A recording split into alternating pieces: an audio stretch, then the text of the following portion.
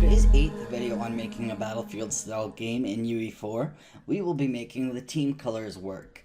So open the project, remember, create your way, and let's get to it. I'm working in a new office setup, and my microphone setup's way different, and a stand with shock mount is on the way, so no more keyboard noise soon. Anyways, on to the colors. We had it set up in the game instance class so that we could define teams, and we defined teams red and blue. So I figure we might as well just start easy and get our debug text above our characters working based off of that. And then probably making a little like lobby widget where we can test that. Test joining teams and maybe test switching teams, and I want to get the player starts set so that the team number actually works, and make sure that they stay in range and such. So anyways, like I said, let's start with the easy. Let's open our BP base character, and so we've got all our initialization happening on event begin play here, and so this would probably be the best place to do that. We are setting it, however, though. We set it in our custom inputs and damage.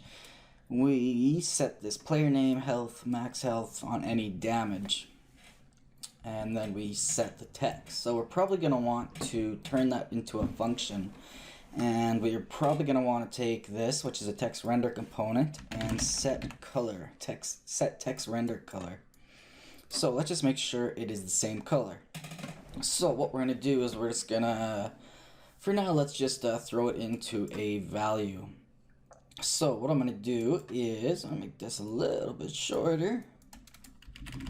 That was kind of our hackish setup, but we will get to that another day to finish it off much cleaner. Anyways, let's extend on this. Actually, let's create a new function called getTeamColor. Simple enough. And now I've come to think of something. If we go to our game instance, that's where we set our defined teams and defined classes. However, that means all this information is going to basically be set from the beginning of the game till closing it. We want it in a game state so that it basically is set for each match. And that way we're not stuck with this persistent info all game long, even if we're not playing. So I was thinking, if we open up the BP game state, and we did originally set this up here, defined teams, and in our game instance we had defined teams as well. So we should probably get rid of the game instance info is what I'm thinking. Just see if there's any references to it first. I believe we might have already called from it.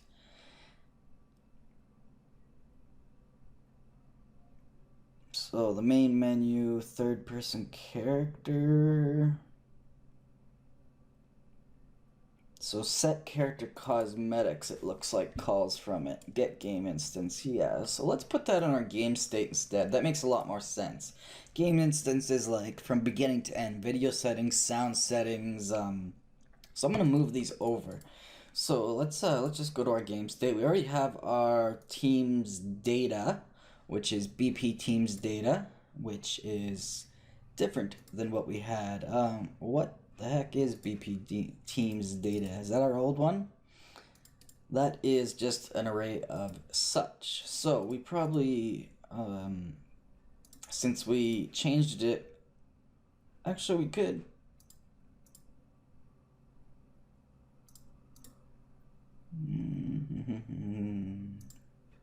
What am I doing? Let's see.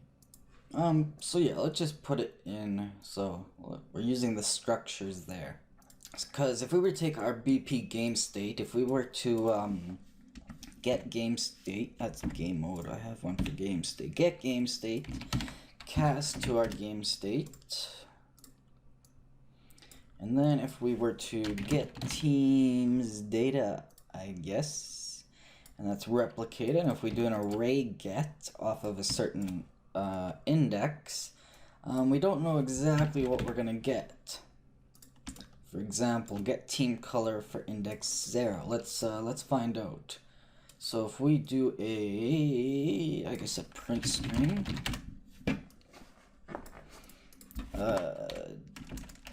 debug got team color. Actually, I should have penned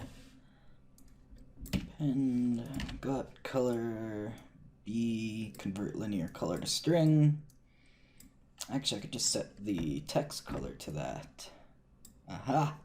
I'll put it up there for 10 seconds just for testing. So let's see how that works. Get team color. We can't call that in the editor. We could with a custom event. So what we're going to do is we're just going to go to our event graph and we're just going to call that get team color.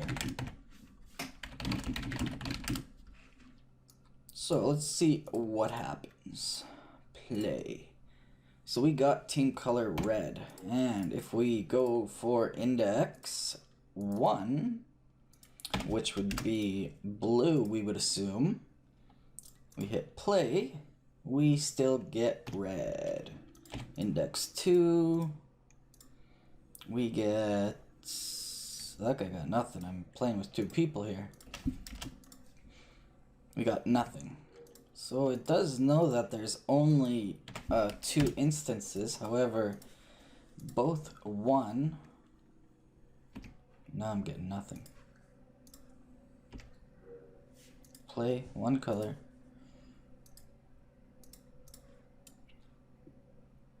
Got team color 1. Let's convert it to a linear string. So team color 1, play, not printing anything. Why is it not printing anything? Interesting.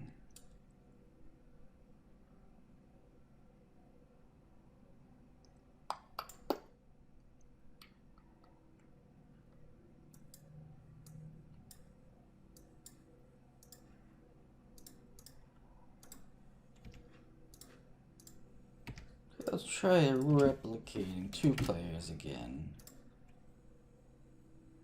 Okay, so client got team color pure red.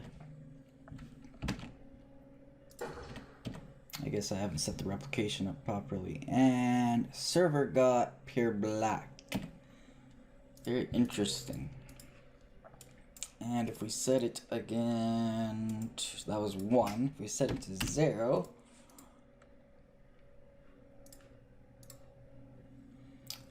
server got red, client got red. Now what if we set it to -1? So this is why I'm thinking that the structure might be better if we can replicate it. Got black, they both got black, it looks like. Whoops. Yeah, they both got black.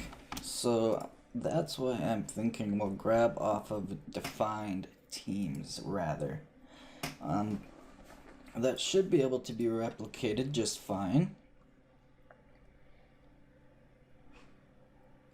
However, I have a better idea. Let's set this to non-replicated. And it's gonna be I guess we don't really need, well, we're gonna need to start organizing this config teams. We're gonna want define teams. We're gonna want teams data. That's gonna be under that wouldn't really be configuration, excuse me, that would just be info initial, not just info. And we're going to want another variable, which is going to be number of teams, which will be an integer. And we want it to be replicated. And it's going to be configuration. Config teams. We want defined teams to be editable. Number of teams, though, by default we want it to be 1. No matter what, we want 1 team. So we I remember we set this up really half-assed, and that's why we're getting problems, and that's why this gives me an idea. So what we can do is we're gonna use this logic, but let's just move it all over.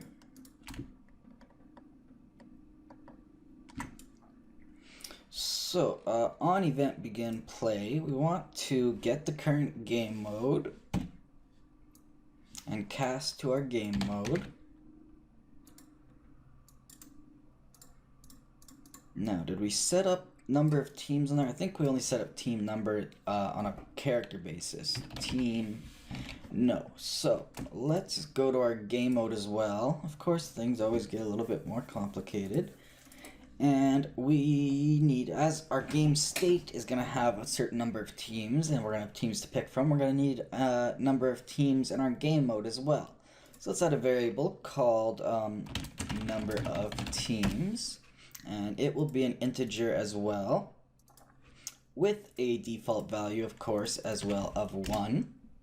And it should need to be replicated because it's a game mode that's local when you're playing, and it's set up on the map. So this will be config. This will be teams. Player 1 and player 2, we don't even use that anymore, do we? I want to put this in mp steam _old. So we don't have to look at it. Alright, cool. So, we can compile and save that for now in BB game state. So now we can pull off the number of teams that's set up in this specific game mode, because we'll have multiple game modes in the end. We'll have, you know, team deathmatch, free for all, whatever, right? So we want to get a number of teams, and we can do a simple check. If it is greater than 1, then obviously we have a team game. Otherwise, we just have a single player game. So let's go B is single team game. And B is team game. Sounds better. That'll be a Boolean. Compile. By default, we want it off, and we do want that to be replicated so that we can pull that information out for client and server and do things based on that. Very fun and interesting things once we get there. So we want to set that. So if it's greater than 1, obviously it is going to be a team game. And so if it is a team game, we're going to want to set up our teams. So I'm thinking, let's go into a branch and just plug this right in. And this will be teams. So if yes, we'll want to set up our teams. If no, we're just going to want to set up a default. So let's just put a reroute note here for now, because it's not going to be super important yet. And we'll just leave a little comment, set default team for everyone, a null team. I don't know, kind of the best thing I could think of. We'll get to that later though, because we're focusing on teams for now. So if we are working with teams, however,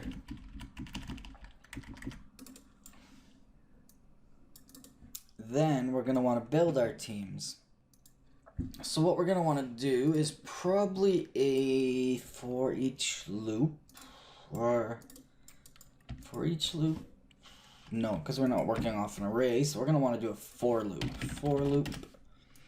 And the first index is going to be 0, or red, and the last index is going to be the number of teams.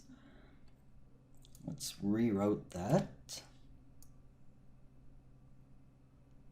Number of teams, so if number of teams is 2, then the last index we would want to be 1, so we want integer -1. So let's rewrite, and let's go minus 1. So yeah, If we have 2 teams, the last index will be 1, aka index 2. If we have 3 teams, the last index will be 2, 2, aka index 3. So that will work just fine.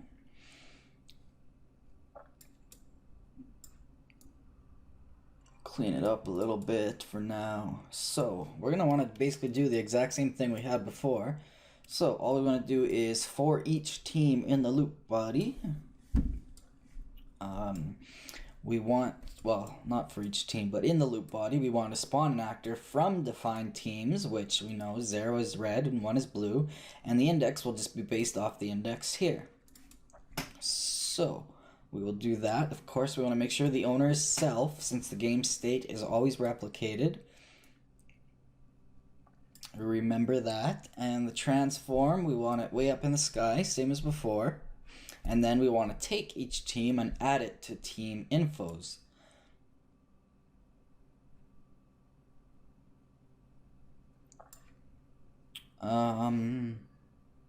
So now we can test at least. We have both our teams. If we set the number of teams to 2, we're gonna set it obviously not manually like that, and go to our game mode and make sure number of teams is set to 2, because this is where it'll actually be configured. It'll just be pulled from the game state and compile that. If we play now, even with 1 player, it should work.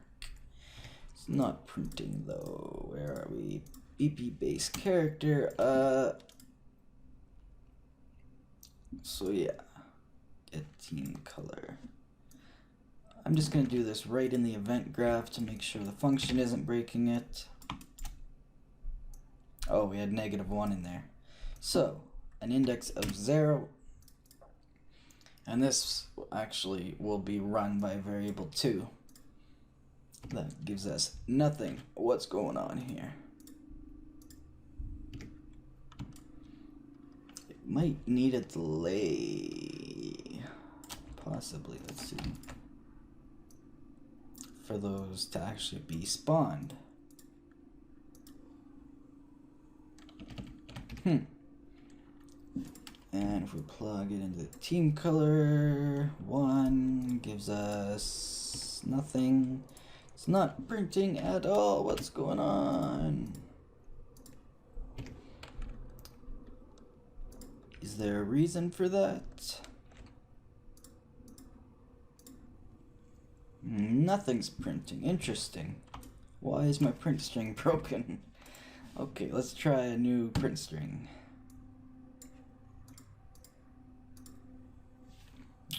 No hello. Okay, we are clearly... Oh, right, because I'm going through a branch there. So, if number of players is greater than 1, obviously that's false. So we need to do a sequence here. Just throw in a sequence until we clean this up later. So our sequence there was going to be our third-person temporary setup. Oh, I need to do an organization video to organize this project. Let's reroute. And then we can do our print string, our get team color. So, team color goes into the text color, in string, got team color, duration 10, compile, save, play. So we got red there. 1 gives us blue. So there we go. We got colors going finally. So that is cool.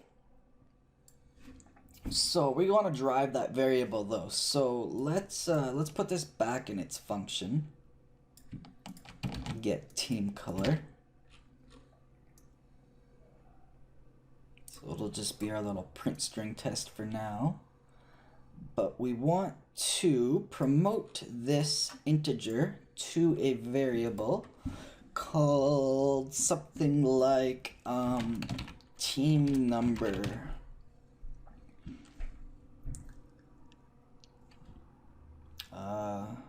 And it's gonna get confusing with team numbers, class numbers, so I'm just gonna go from GS for game state. So all we need to do is we need to initialize that. We should get team color and number is what this function should be called. Get team color and number, or just get team data. How about that? Since we called it BP team data and teams data. So we'll get the game state, we'll get teams data. So we get the color, but first we need to get the team number. So we'll want to get team, or get number of teams, sorry. Or no, I'm thinking totally off track here. Our team number comes from our player state. If we get player state and then cast to our player state, we can then pull team number, and then we'll set it from our game state. So we got a little bit of cleaning up and rearranging to do as we work this new stuff in. So get teams data, let's keep that open so that we know it needs work, and let's leave the rest alone for now. Let's create a new category as well called get player state. So this will be under the info category as well. And what we want to do is we want to do what I just showed you basically. Get player state. Oh, not that one. That's the functioning. That's not a good function name. Get player state. Let's rename that function. Where are we? Get player state under info. Get player. Get store player state, I guess. That works for me. So we get our player state. We cast to our BP player state, not the replicated player state, but our BP player state, which technically is the same thing, but anyways, cast to BP player state. And so we basically want to take our player state and pull information off of it, like team number, and I don't know what other variables did we set up. Team number, is a bot, get ping, get player ID, get player name, lots of stuff, player number, and while our class IDs in there and everything, because it's on a per player basis. So instead of making 100 functions that do all this, we can just simply promote this to a variable. So let's promote to a variable called stored player state. Let's take it over player state. So let's set that. However, we don't want to set it if it's already been set. So we can work off is the cast successful boolean with a branch. So if we successfully cast to it, then set the player state. Although it could succeed multiple times. So we need to check the player state itself. So let's move this over. Let's rewrote this, keep it clean. So the branch, let's do an AND boolean, so that it has to be true on both of them. So if we successfully cast and the player state is not equal to what we currently have, if we already have it, then we don't need to set it. Simple enough, makes sense.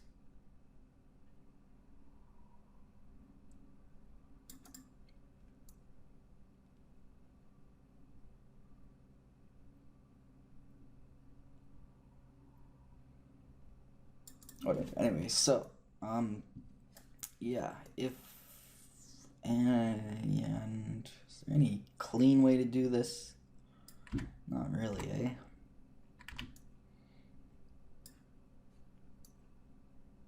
Let's do this. If BP player state, shouldn't matter what order they're in, it's not equal to, and these definitely don't matter what order they're in. It's a little bit cleaner, I guess. Maybe if I bring this back, now we're talking.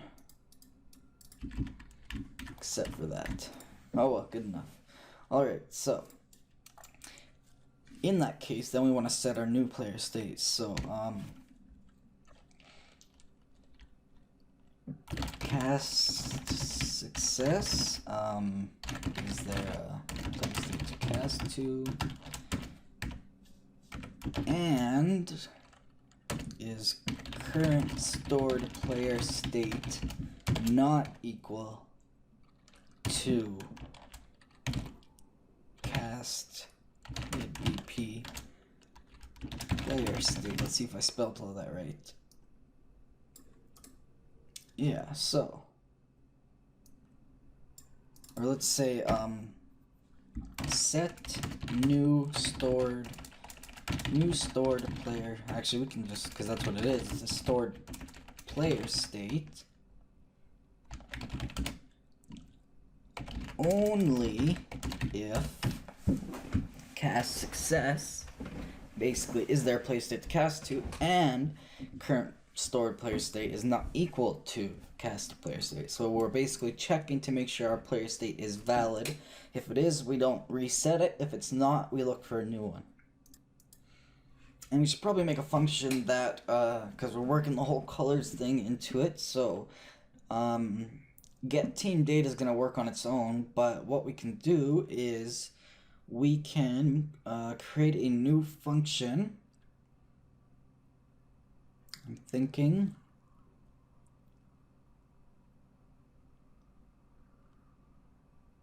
yeah, we'll create a new function called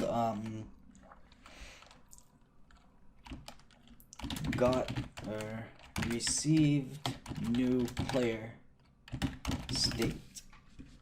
And when that happens, we'll be able to take our player info text. We'll be able to finally get rid of that temporary stuff and set text. I forget exactly what we set it to, but so when a new player state is stored for this pawn, we update the text render component info here. And we'll only do it here. Targets player info, the value, we want to turn to or we want to format. Just copy it right from our event graph. Where did we do that?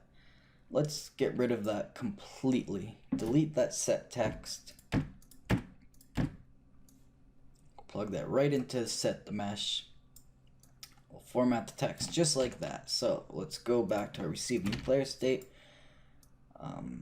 It'll like this setup, but at least it's in a function now and out of our event graph. So again, it shows our player name, health, and max health. And then we want to set, do a reroute.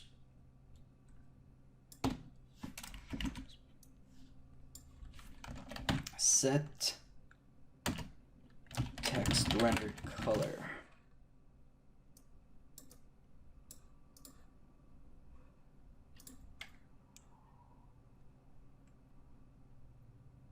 We should rename this new player state and update player info. I'll just say update text render. It's a long function name, but it says what it does. And we'll be able to visual meshes, cameras, meshes, helper functions, no, damage, no. Set character mesh, we'll be able to call that from here too, I'm thinking. And then we'll be able to take our team color and plug it into something here. We'll get to that later. We'll start simple. So we just want to set the text render color to our team color. So let's promote this to a variable by creating a new variable. What does that want? A color structure? Linear color should fit in there. So we'll go team color. Go stored team color. This will be a linear color. We'll give it a little tooltip called the team color stored locally, pulled from the game state. Game state, player state, one of the two. It does need to be replicated, and linear color will be totally fine. Let's give it a default value of black, just in case. Actually, purple. We all know that purple's bad.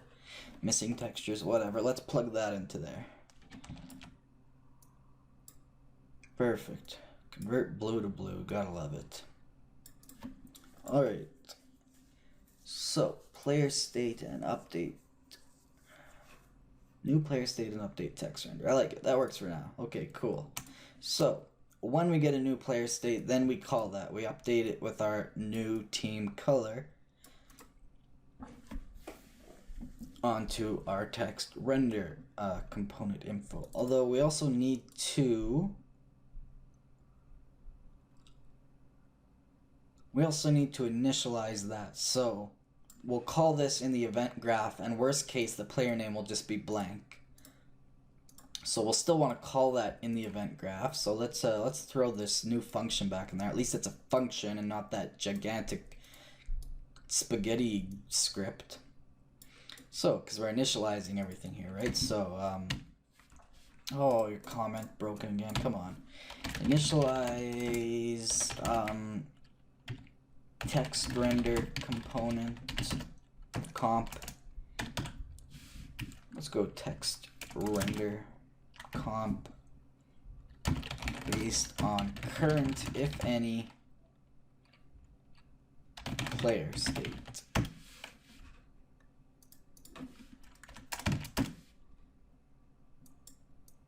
Alright, cool. So that way you're not missing out on the info until we call that function.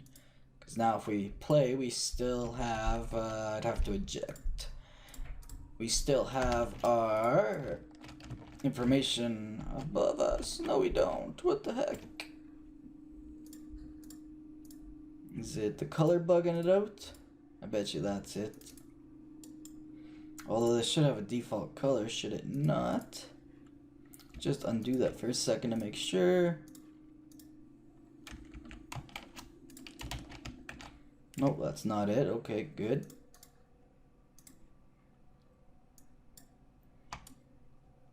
Value, format, player name. Might probably needs a delay again. Betcha that's it. Just a short delay before the player state gets created. So let's just throw a delay in there.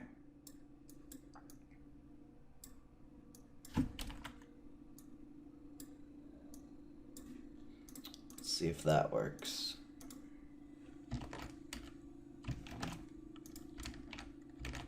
Oh, is that our visibility because we are set in first person mode? I bet you that's it. I bet you the player info is getting propagated by its children to not activated or invisible through set character mesh or whatever. Or, sorry, set first person and third person mesh. I bet you that is breaking it right there.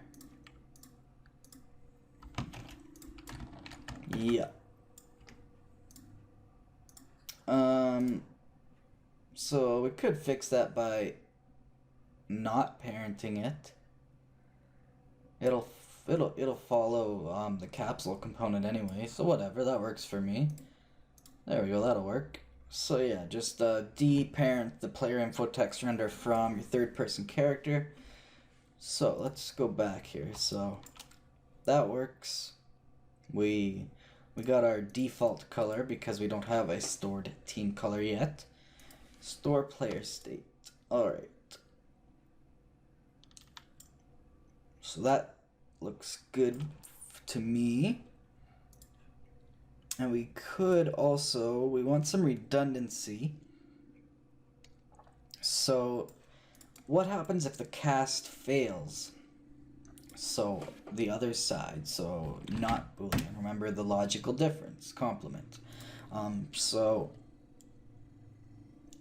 these both have to be true. So if we do have a player state and the cast fails, or if we don't have a player state and the cast fails, either way, then we need something for false. So let's put a reroute for now. So if we don't have a player state, if the cast fails, then we want to check if we don't have one on our pawn, do we have a player controller that just doesn't have a pawn attached to it? I.e., are we maybe in the like in a class or weapon selection menu after we died or something? So we still have a player controller, we just don't have a pawn attached to us. So in that case, we would want a branch. So yeah, so if the cast fails, then in that case, we want to get the player state for the controller. So get controller, get its player state. Again, that's a default value. It's replicated by default. And then we'll cast that to our player state. And we kind of want to do the same thing there.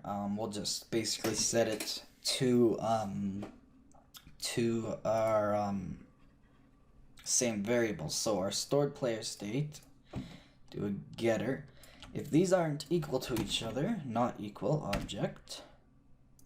That was kind of weird that I typed in not equal. Did I miss? Oh, I missed the exclamation mark. Yeah, okay. If they're not equal to each other, branch after we cast,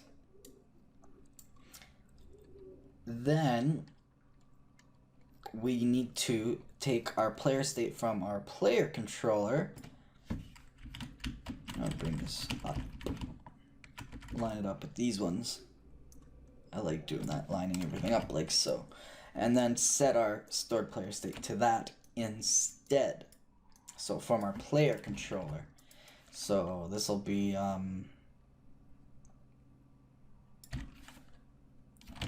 if failure above, then get our player controller's player state and store it if pawn exists.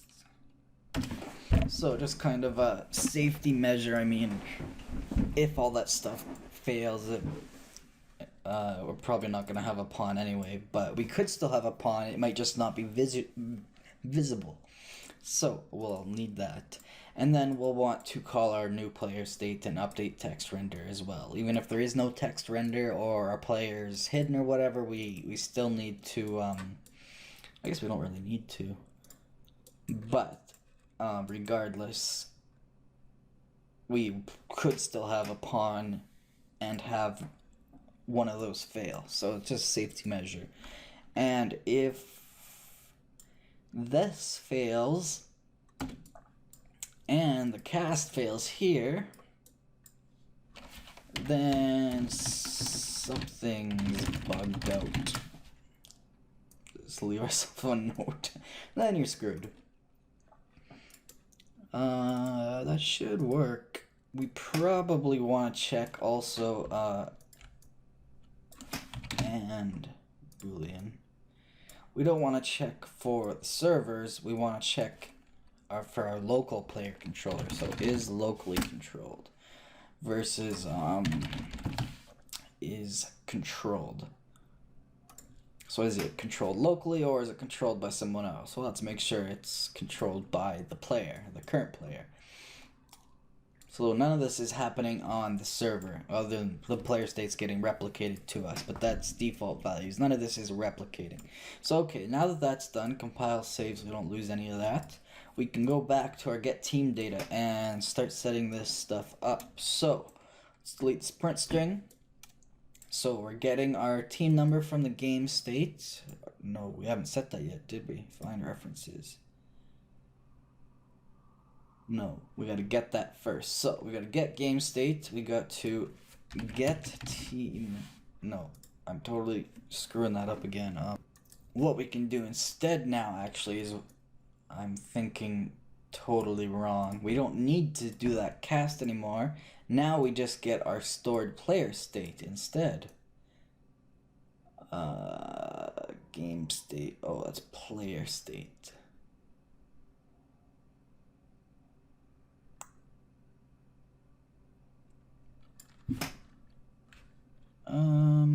Okay, I got it. So what we need to do is we need to take our stored player state. We need to check if it's valid first. I haven't been doing enough is valids. So I need to do more debugging than I should. If it is valid, then we can get our game state. Not our game mode, get our game state. Not our game instance, get our game state. And then we can cast to our game state. This will be imp here. Because what we want to do is we need to check some stuff. So I've got this now. So we get teams data off of that cast. And we do, well, yeah, it's this right here basically, sort of. So we do an array get, and we can pull out the team color from it. And what we're gonna get the index instead is we pull off of our stored player state, and we get team number. As you can see, we set that to replicate, and so we don't need the team number from game state. That will be from the player's state, the player's team number, not the game's team number. Yes. So we get our team color, and so we'll probably want to store that in stored team color, so we'll set that after our cast. And what else would we want to do from there? What else do we have? Get team number, team name, team icon. None of that really matters, only the color for now, right? Yeah, so that should be good. I like that.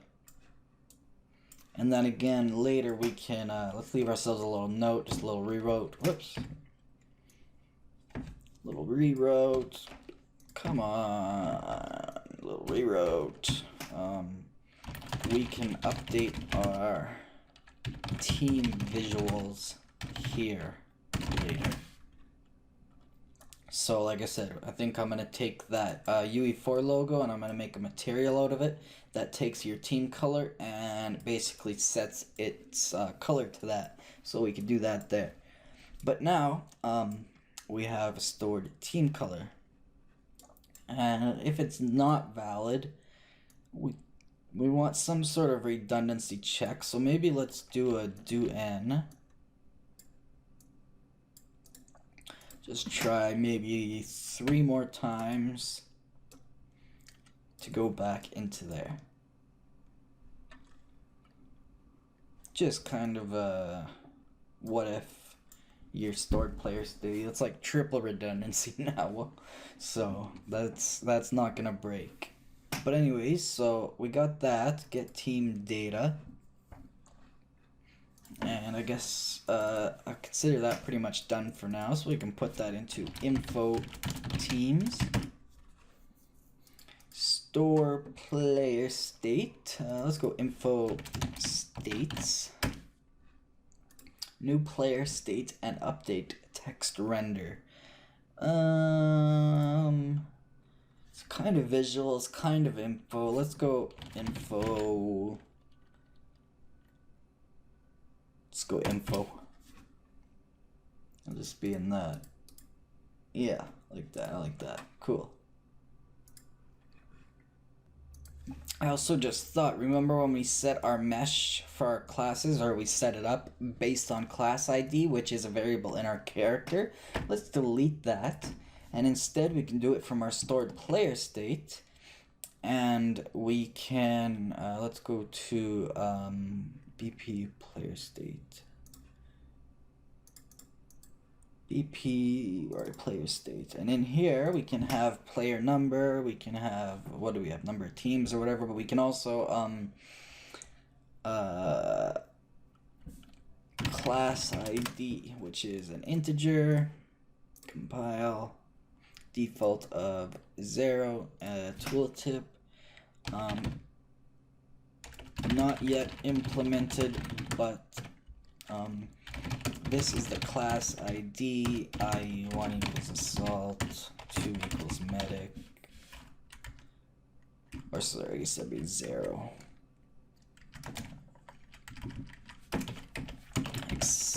Medic, etc. from the game state.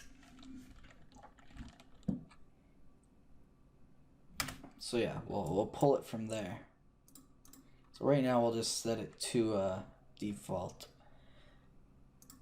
And since it's not in any specific category, then it'll just run on its own for now. But now we can get class ID. So now in whatever we need to do classes in, we can just pull it from there, whether it be our player controller or our character, because we've got both to worry about. So that makes me feel a little bit better. I don't like storing all this stuff like that. In fact, stored team color, I shouldn't even need to do that technically. Actually, I was just thinking if we get stored team color, we can just replace that with stored player state. Get team, yeah, we need to,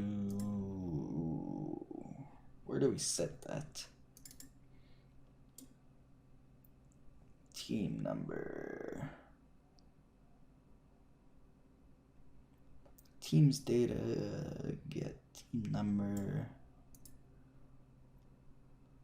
So team number off of an array of teams data is your team color.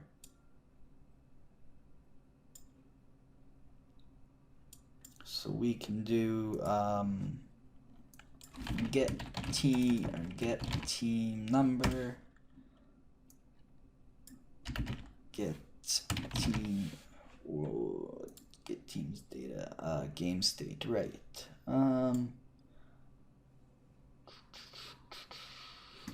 Team color should, we'll leave that alone for now. Why make it any harder for ourselves? Although that doesn't really need to be set there. We could pretty much put it in here, but we'll probably use it in another spot. So yeah, whatever, we'll leave that for now. Yeah, I'm gonna put a little note, maybe temp. Alright, cool. So stored team state will be most definitely something category like oh, I got information and info. This should be info. Keep it short. Oh, I really screwed that one up.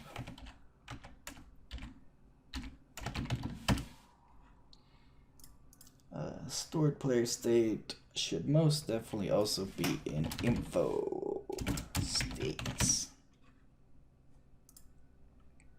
Alright, compile, save. So we need to, it's getting longer than I intended. That was a lot of friggin' around. We set up our teams in the game state. That works just fine for now. We have our defined teams. And then we have our actual spawned teams, and that is replicated. So we can get our team info at any time.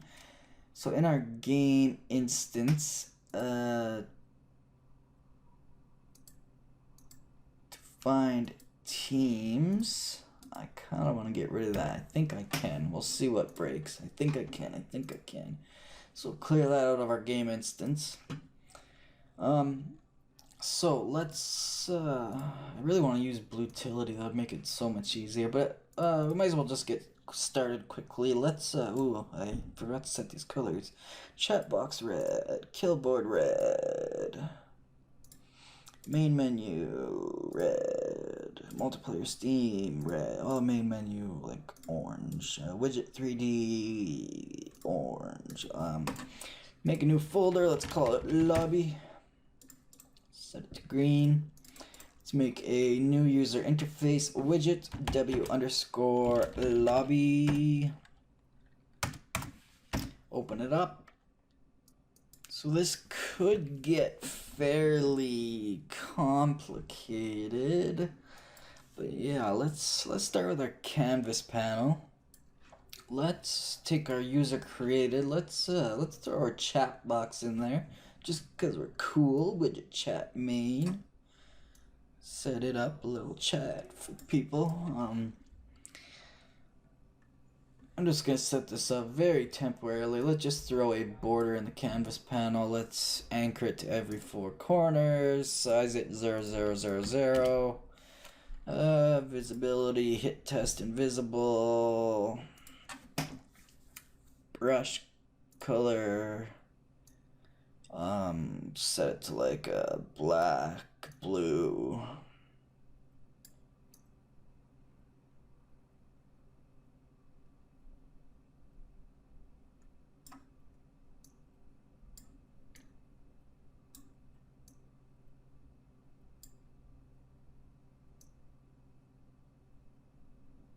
Good enough. Let's just quickly, let's do, what should we do? We're gonna have chat, but we're also gonna do map voting, teams. So I'm thinking let's start with a scale box this time on top of the border. Let's select it and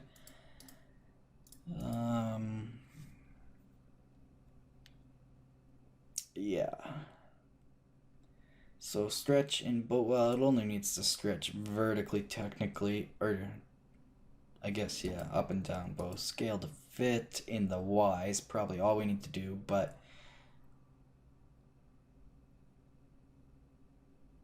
preserve aspect ratio, yeah, that should be fine. And then inside of there, let's just make it easy on ourselves and just add another canvas panel for now. What the heck got set up all weird there? That did. Fill and fill. Set that. Oh, maybe if we set this to fill and fill and fill. There we go. Yeah, just reverse those is what we want.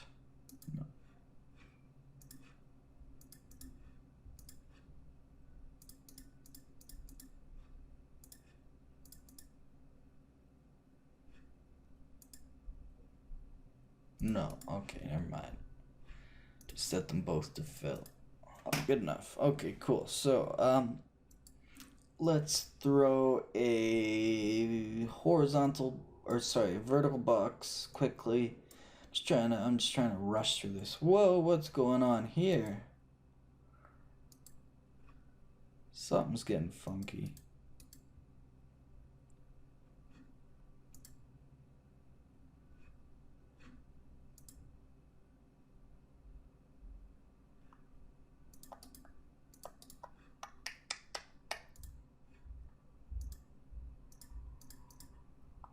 Huh. Alright, let's skip the canvas panel. Let's just go straight to a vertical box. Just trying to keep things easy. Set that to fill. Then let's put, I guess we'll just go the old school way. We'll put in spacer. Give it a Y value of about 32. What the hell is going on? The scale box is not working as I intended.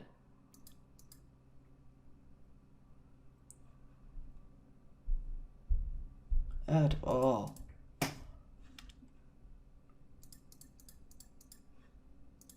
Spacer 32. Then we want so vertical box, then a horizontal box in the vertical box. And in there we want, we probably want another spacer with an X value of 16. And we'll want some text, so put text block in there. Yeah, it's doing some funky things, man. And so this will be game lobby. Set that to like 48. I like it. Give it some shadow. I like it. Yeah, let's do that. And like 3 and 3. Game lobby. All right.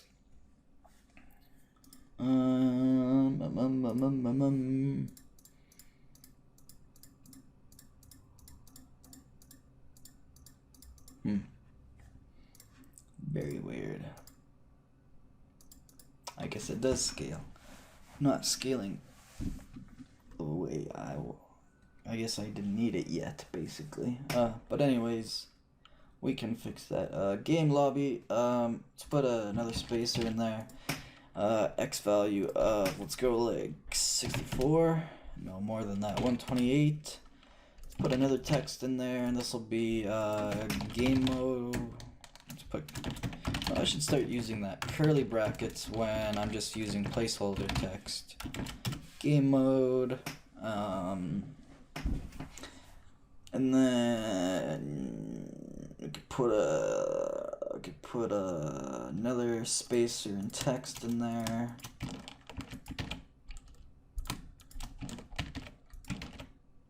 This could be lobby timer. Spacer should be like 128.2. Should be even more like 256. I like that. Alright, cool.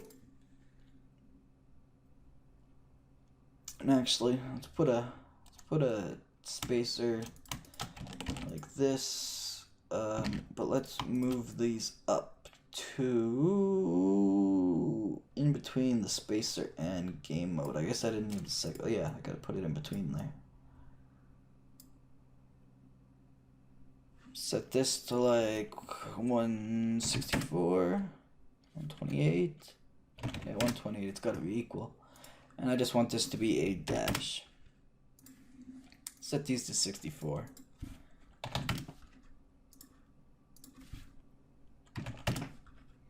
Set this to 512. There we go, we got ourselves a nice little table.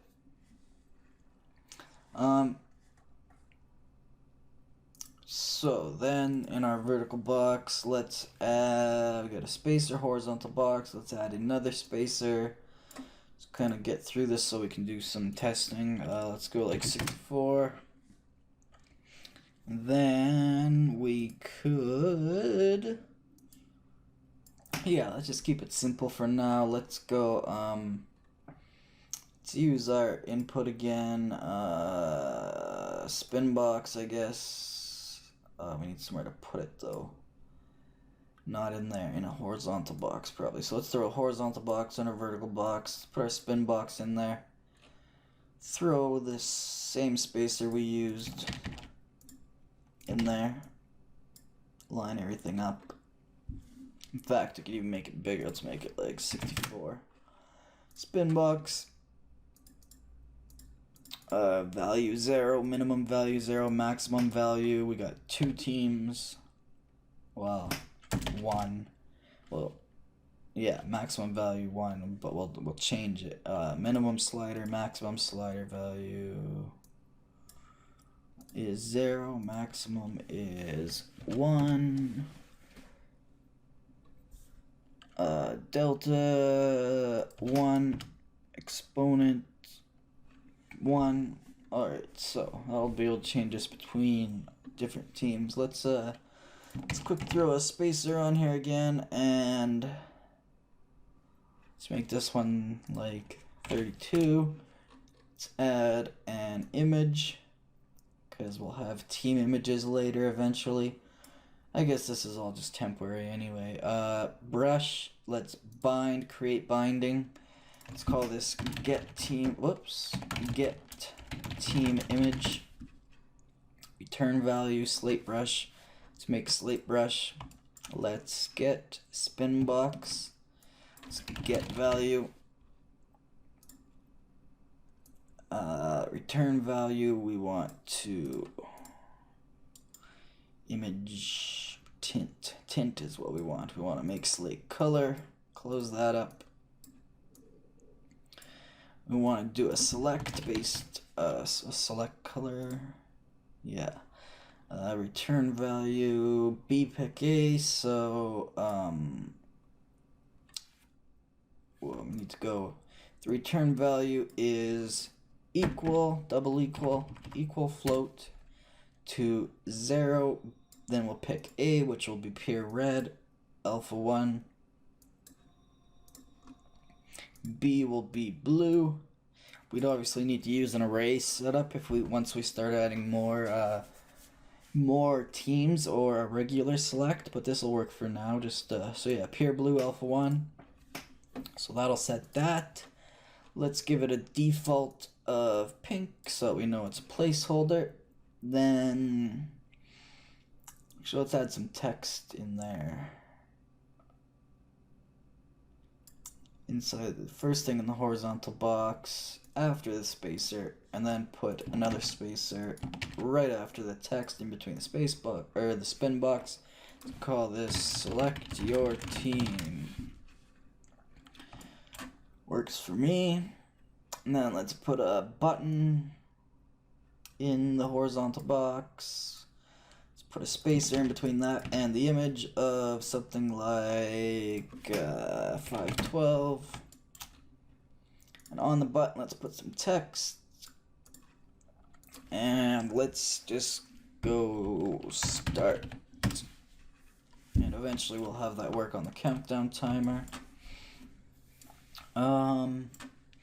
Game mode, bind, create binding, get game mode, display text. In here you'll want to get game mode, cast to game mode, convert to pure cast, and get display name. I guess it won't work officially for now. We'll have to actually set up a name for that. So let's leave a little note. Description. Get display name node won't work for packaged game. Replace with game mode name variable. So temporary until we have an actual game mode name. Compile, save. So when we hit start, then we want to on-clicked. Let's go back to our. Actually, we should be able to just do an open level since we're just testing. Open level, third person example map. Boom. Let's test that out. Let's go. Let's make a new map. Let's create a new folder, debugging. Set that to orange. Let's set MP Steam to red. Starter content maps to red. Template maps to red. Alright, debugging. Let's make a new map. Whoa, yeah, new level. I mean, let's call this, oh, why is everything broken again?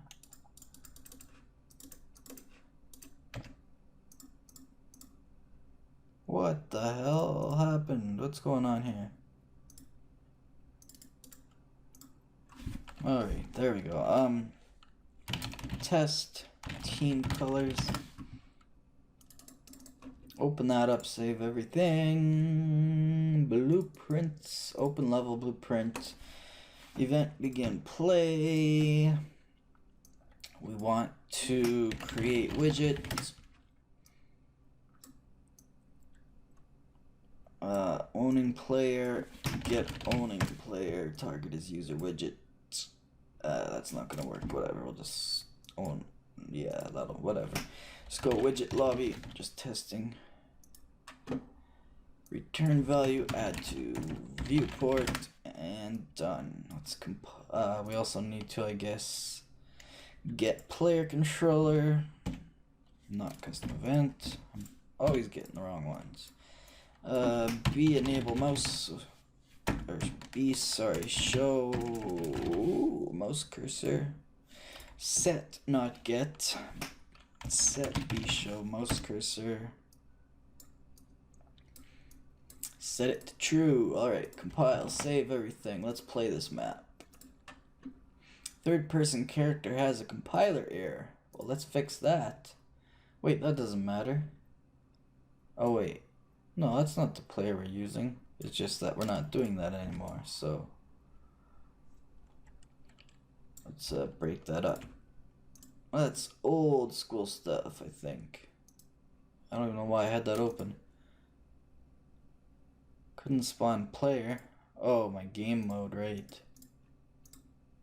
Crash. Alright, try that again. Maps, debugging, testing colors is what I save often. World settings, game mode will just be game mode. Play. Alright, so we got zeros red. Oh, come on. I don't have input. Is that hit test invisible maybe? I can't hit that button either. Let's check it out. Blueprint, open level blueprint. Set input mode UI only. Player controller. Widget to focus, that one.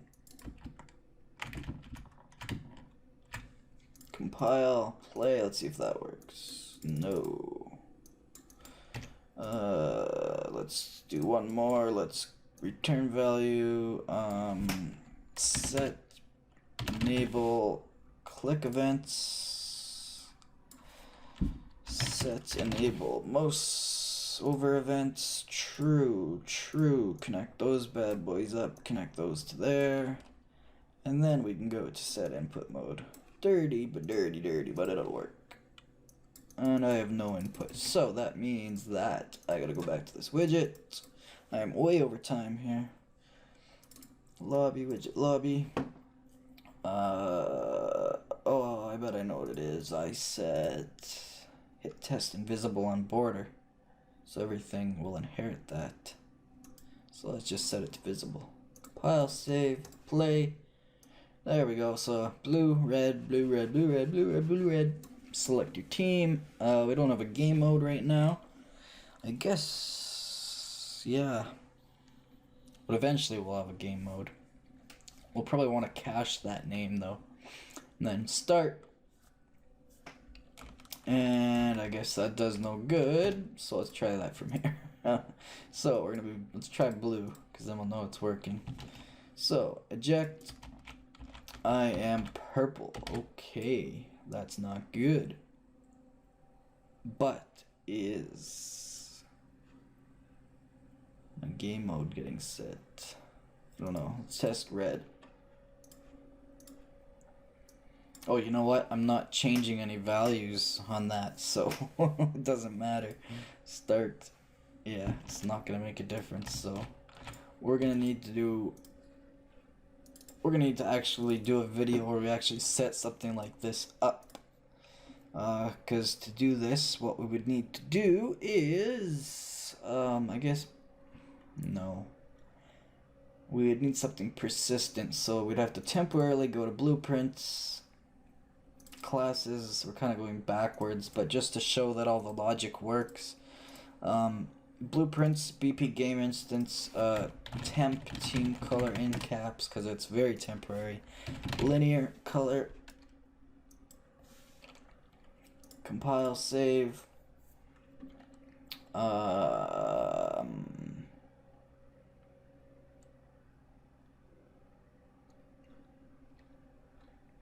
Yes, so we want to when start is clicked. Come on. Before we open the level, we take the spin box, get value. Oh, I forgot to set that.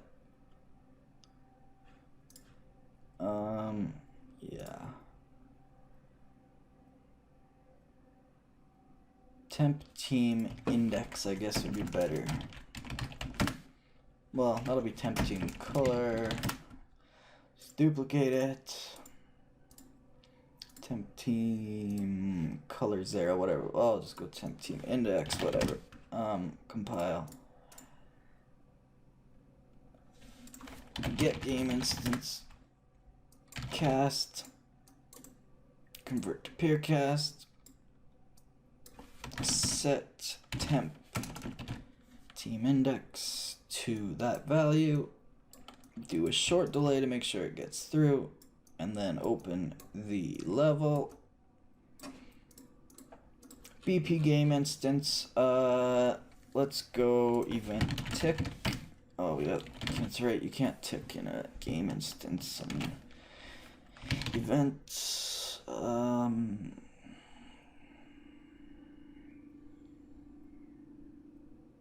game instance, let's just add a custom event, get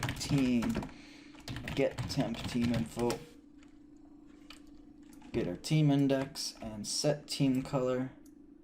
We want to select color bpick if this is equal, double equal. I should just copy that logic from here. Get team image, I'll just copy this. Instead of spin box, we just plug that in. If it's equal to 0, we pick red, otherwise we pick blue. Put that into there.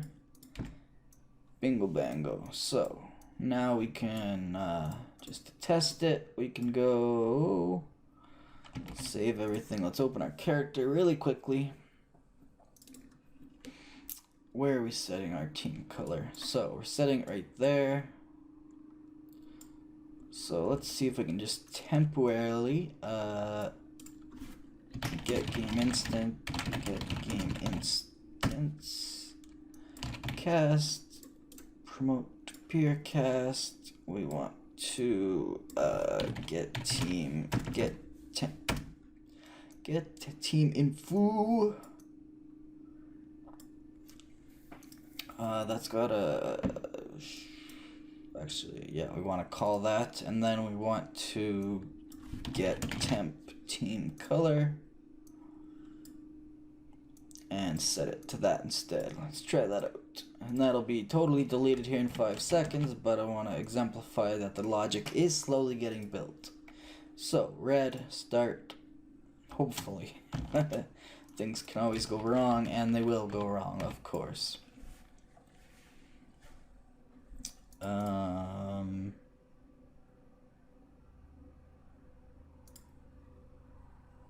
Wonder what happens if I set this to that.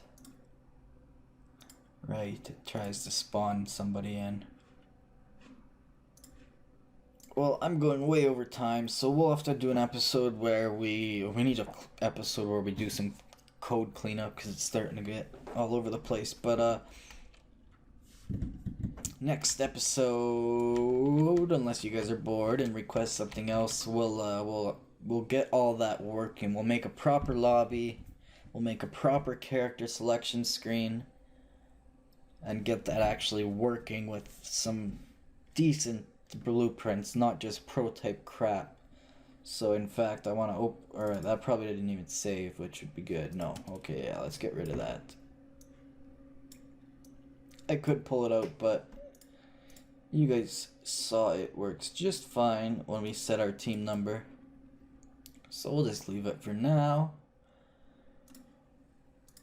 You can see we obviously got, oh, we got pink there, so apparently I was wrong. We'll work on it in the next video. Access none. Oh, okay, yeah. Of course it would access none, because that's not yet implemented. Alright, yeah, let's go back to our game instance. Yeah, we can leave that, whatever. Compile, save. So yeah, we'll get to that. We'll finish that up part 2 in episode 9. So thanks for watching from everyone here at UnrealTek, a division of BlenderTek. If you enjoyed this video, like it, subscribe. We also take donations. We're on social media, as you can see. If you disliked this video, let us know. So we'll see you next time. And remember, create your way.